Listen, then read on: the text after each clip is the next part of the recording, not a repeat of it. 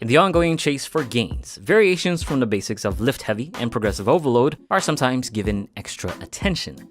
One of such variations is the case of partial reps. The chief support argument for partial reps is maximizing the enigmatic mechanic called time under tension. The thing is, tension drops during the top and or bottom ends of a given movement. Think at the bottom or top end of a bicep curl or the bottom end of a side lateral raise. Little to no tension.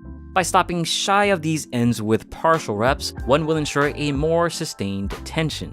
Time under tension has been deemed by some as an important factor in muscle hypertrophy, especially for inducing greater cell swelling, aka the pump. But as far as evidence goes, partial reps aren't all that convincing. In terms of muscle hypertrophy, two different studies look at the effects of partial reps versus full reps in preacher curls and squats.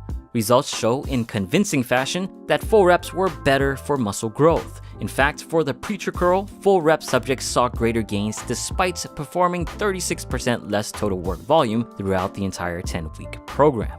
One might make the case that time under tension wasn't properly maximized, specifically in the squat study. The shallow squat group went halfway down but returned to a complete standing position, which mitigates tension duration.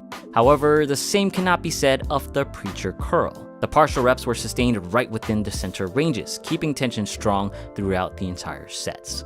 This puts some doubt as to whether time under tension is of any relevance to actual muscle growth adaptation.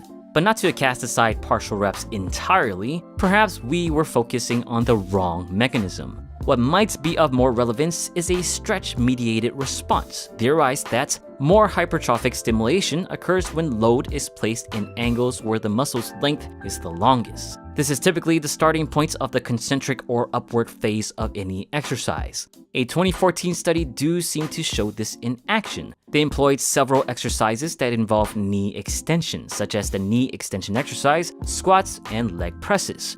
The major difference is the range each group trained in. One group performed each given exercise within the range of 40 to 90 degree knee flexion, classified as the long muscle length group. The other, the short length group, employed a flexion range of 0 to 50 degrees. After 8 weeks of this training, the long length muscle group had significantly greater increases in fascicle length, muscle cross-sectional area, and greater levels of IGF-1, an anabolic hormone. A study a few months later echoed the same sentiment with isometric knee extensions at long and short muscle lengths. Certainly, more research will still be needed to prescribe a more formative approach, but stretch-mediated muscle growth does look promising. Now looking at strength, undoubtedly training with partial reps will make you stronger at partial reps. What would be more fascinating is if partial reps can translate to greater full rep output. However, when it's pitted directly against full reps, partial reps don't stand much of a chance. Returning back to the preacher curl and squat studies, full reps handedly beat out their partial rep counterparts in improving 1 rep maxes for its respective full range movements.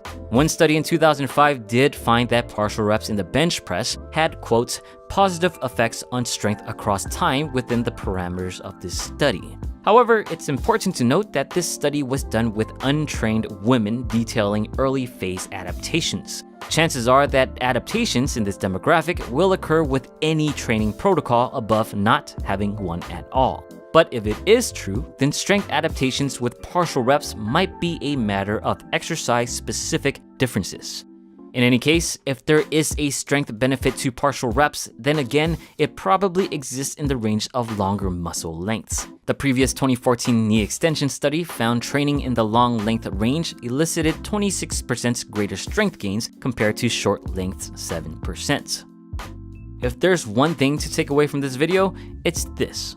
Training with full range of motion, or the fullest you can safely achieve, is better than training with partial reps for maximizing overall strength and muscle growth.